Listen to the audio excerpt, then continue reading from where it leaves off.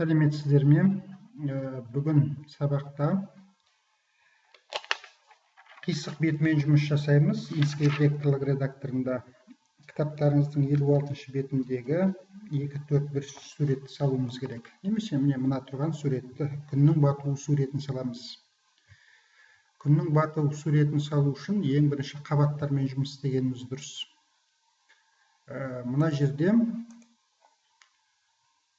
слайы командасын орындайтын болсақ, аспан, пальма, қайық, күн, таулардан тұр. Ең бірінші бәрін алып тастайық. Мынауымыз аспан болады. Сонымен ең бірінші аспанның суретін саламыз. Аспанның суретін салу үшін 700-300 өлшемді тіктөртбұрыш салып алуымыз керек. Ол үшін ең бірінші Inkscape векторлық редакторында сетка салып алайық. Сосын парақты альбом ретінде қоямыз. Файл свойства документі. Осының ішінен таңдаймыз страница альбомная дегенді. Сетканы таңдайық, создать сетку. Жауып тастаймыз. Міне альбомный болды. Енді қазір 700-300 өлшемді тіктөртбұрыш салайық. Ол үшін тіктөртбұрышты таңдаймыз. Бұл аспанымыз салынып жатқанымыз. Сондықтан мына слойдың атын аспан деп қояйық. Тіктөртбұрышты саламыз. Салған кезде бұны қара қылып саламыз. Түсін қара қылайық. Объектіні белгілейміз, қара түсті басамыз. Одан кейін бұның өлшемдерін қояйық. Объектінің өлшемдерін қою үшін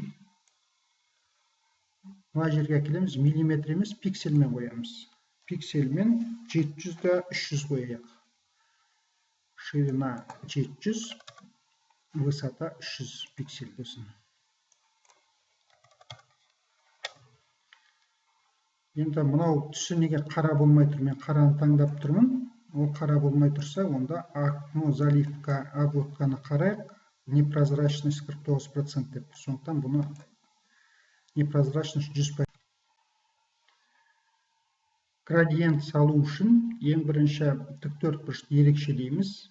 Ерекшелеп болғаннан кейін мына құралды таңдаймыз. Создать и править градиент деген.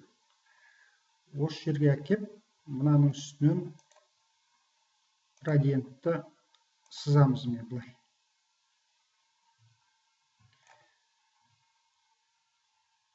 Мына жерде бұл сплошной цвет деген тұр, линейный градиент дейді. Біз қазір істеп жатқанымыз линейный градиент. Мынаны таңдайтын болсақ, дөңгелек болады. Мынаны таңдайтын болсақ, басқа түс болады. Біз линейный градиентпен саламыз. Линейный градиент. Міне, басынан бастап сыздық градиент. Сызып болғаннан кейін біз аспанымыздың қара, қызыл, сары түске 3 түспен бояуымыз керек. Енді қара өзінде тұр ғой. Қосайық қызыл түспен сары түс, тоқсары түсті қосайық. Ол үшін мына создать править градиентті шертеміз. Одан кейін мынаның осы иіннің үстіне әкеп екі рет шертесіздер. Рычаг для пересечения линий деген жерден екі рет шертеміз. Міне мына жерден бір рет қойдық. Маркерлерін қойып жатырмыз. 3 жерге маркер қоямыз. Мына сызық, градиент сызығының үстіне 3 жерге қойдық. 3 жерге қойғаннан кейін енді мына жерге біріншісін белгілейік, бұны қызыл қыламыз. Қызылды шертеміз. Екінші маркерді шертеміз. Оның түсін қызғылт сары қылайық. Қызғылт сары болсын. Үшіншісі иінді белгілейміз, оның түсін сары қыламыз. Сосын бұны жылжытып тастауға болады. Маркерлерді былай жылжытып қоюға болады. Сонда қара, қызыл, қызғылт сары, сары түсті осындай аспан суретін жасадық. Аспан суретін жасап болғаннан кейін бұның бәрін ерекшелейміз. Енді аспанның көлеңкесін істейміз. Көлеңкесі су болады. Ол үшін бұның көшірмесін аламыз. Оң жақ кнопка дублировать деуге болады, немесе Ctrl-ды басуға болады. Бұны керісінше айналдырып қоямыз. Керісінше айналдырып қою үшін объект отразить по вертикали дегенді бассаңыздар болады. Бұның түсін заливканы прозрачнысын өзгертеміз. Заливка, жоқ, қателестедім. Бұны бірінші объект заливки яводка деген команданың орындайық, сонда мына жерде непрозрачность деген бар. Осы непрозрачностьті 63%-ға дейін кішірейтуге болады. Келесі салатын объектіміз тау. Міне слои командасын орындасақ, жаңа біз аспанды 2-4 бұрыш қойдық та, біреуінің прозрачностьін азайтып, екеуін жақындаттық. Сонда мынау үсті аспан, асты су болып тұр. Енді таудың суретін салуымыз керек. Мынандай. Таудың үстіңгі жағын сызып аламыз да, оның көшірмесін алып айналдырып, оның түсін өзгертеміз. Ол үшін не істейміз? Бірінші слои добавить слой командасын орындап, бұның атын тау деп қойық. Добавить. Аспанның әзірше алып тастауымызға болады. Артынан қойып қойсақ белгілі болады екен, тау сызу үшін тұра берсін. Сондықтан мына жерден құралды таңдаймыз, безе деген. Безе и прямые линии. Осымен тауды сызамыз. Тау міне үстіңгі жағынан басталады. Бір рет шертем, керек жерге әкеп, екі рет шертем, екінші рет шертем. Осылай мен таудың суретін салып жатырмыз.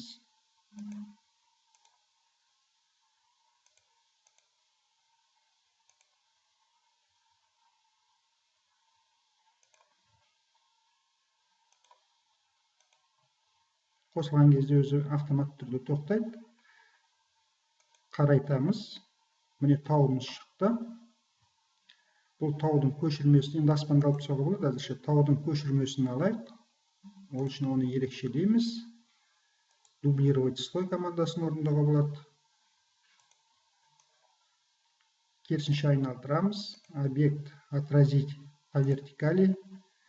Бұның прозрачностьін өзгертеміз. Бұл прозрачность кейбіреулерінде болмауы мүмкін. Жоқ болуы мүмкін. Жоқ болып тұрса, объект заливка яводка деген команда орындасақ, міне шығады. Сонымен бұның прозрачностьін азайттық.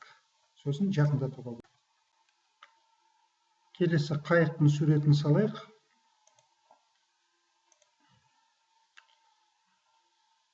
Мына түгін алып тастасақ, міне қайық қалай салынды, соған көрсеткім келіп тұр. Қайықты салу үшін жаңа инструмент қолданылады, мына безе деген. Шетінен бастап сыза бересіз, бір рет шерту арқылы. Қазір сызылмайды, өйткені мен қайық слойында тұрған жоқпын. Бір рет шертеміз.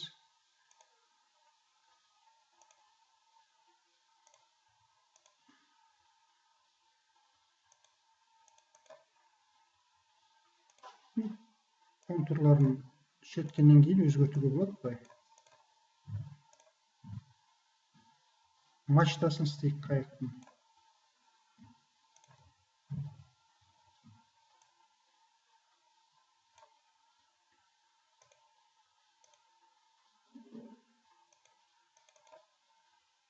Одан кейін парусын істейік.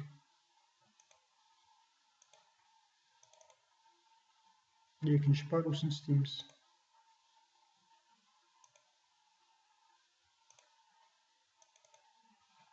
Одан кейін бояймыз. Объектілерді ерекшелейміз. Бәрін.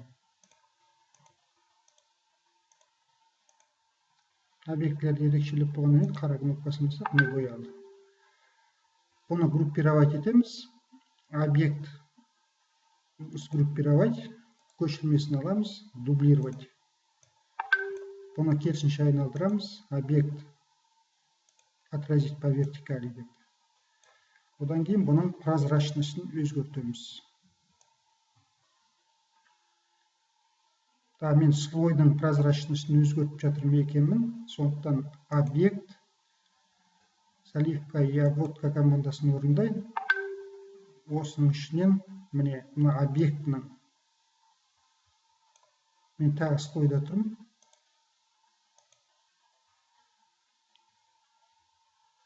Міне екі жерде бар. Мынау слойдікі, мынау объектінікі. Объектінің прозрачностін өзгерттім. Пальма суретін салайық. Ол үшін слойлардың ішінен біз пальма деген жеке слой аштық. Сол слойға курсорды қойдық. Мына тау мен аспанды жасырып тастауға болады. Пальманың бірінші жапырағын саламыз. Жапырағын салу үшін безе инструментімен сызып отырып,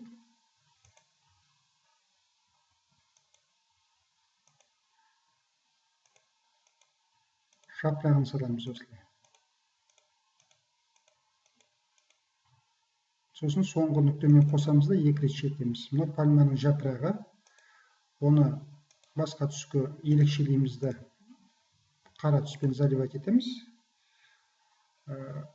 Ортасынан басқаннан кейін бұны айналдыруға болады былай. Көшірмесін алу үшін ерекшелейміз, дублировать.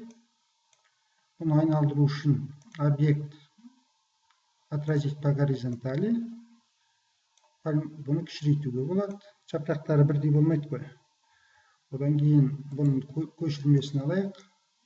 Ортасынан шертейік. Ортасынан шерткеннен айналдыруға болады аздап.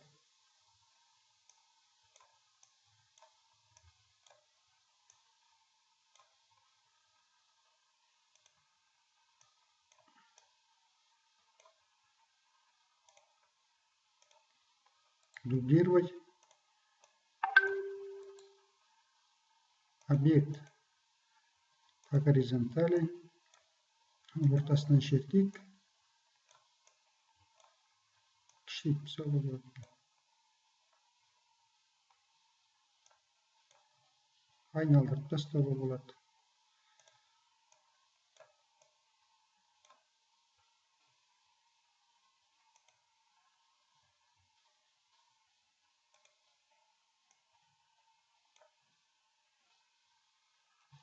Артық болса алып тастауымызға болады. Объект отразить по вертикали қылайық.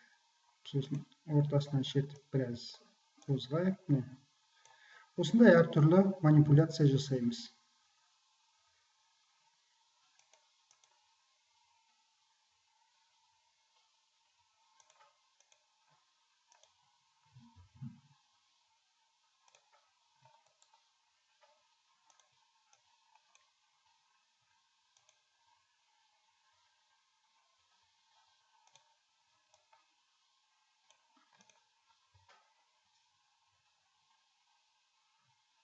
Пальманың сабағын жасайық. Пальманың сабағын жасау үшін оны бірден жасау керек.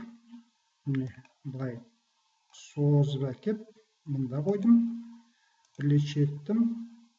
Созып әкеп, қостым. Ерекшелеймін, қарамен бояймын. Процентін кішірейтемін. Мен осындай пальмамыз шықты. Бұны ерекшелейміз. Объект сгруппировать дегенді басуға болады. Пальма бізде біреу емес бірнеше ғой. Сондықтан оның көшірмелерін алып, кішірейтіп қоюға болады. Мына жақта бір пальма тұр. Мынаны көшірмесін алайық. Қарама қарсы бағытқа бұрайық.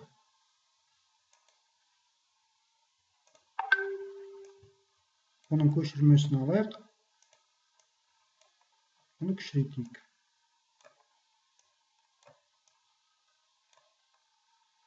Бұны да бұрайық.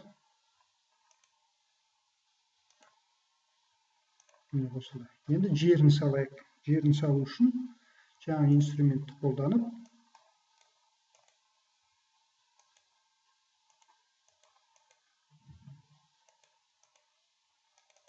осылай сосын оны бояймыз.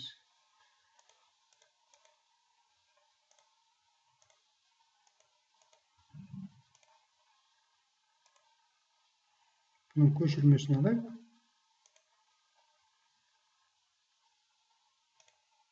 Объект дублировать. Бұны керісінше айналдырайық.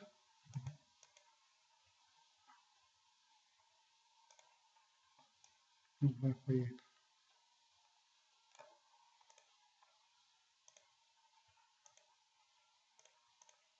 Енді мына объектілердің бәрін ерекшелеп, үлкен болып кетті, кішірейтуге болады. Объектілерді ерекшелейміз. Объект сгруппировать, сосын барып бұны кішірейтуге болады.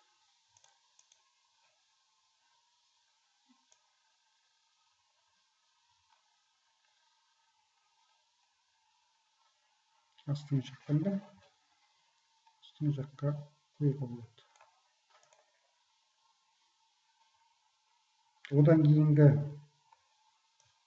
мына пальмамыз негізі кішкентай болып кетті. Пальманы үлкейтуге болады. Ол үшін жаңа не істейміз? Группировать етіп тастасақ, қайрадан мына жерге курсорды қоямыз, разгруппировать етесіздер. Объект разгруппировать. Сосын барып міне созуға болады.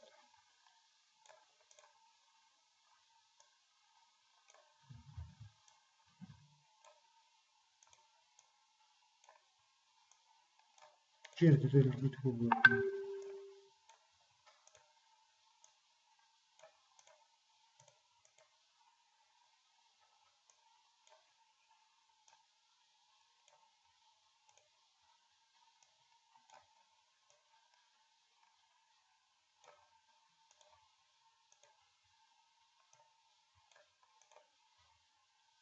Артықтарын сосын кейін қиып та тастауға болады.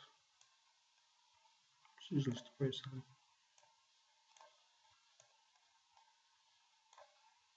Мына инструментпен